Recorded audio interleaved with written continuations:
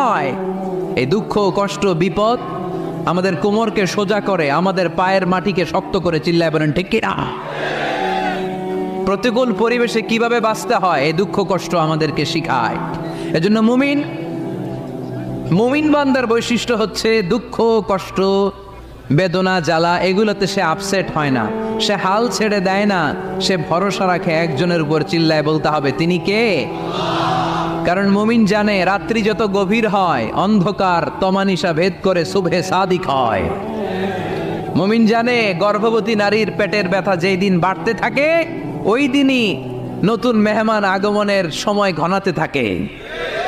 মুমিন জানে তার জীবনে দুঃখ কষ্ট বিপদ যত বাড়তে থাকে সুখের দিন কাছে আসতে থাকে। এজন্য মুমিনের হারাবার কিছু নেই। ইন্না মাআল উসরি ইউসরা, ইন্না মাআল উসরি ইউসরা। নবী হে, কষ্টের পরেই আছে আনন্দ, দুঃখের পরে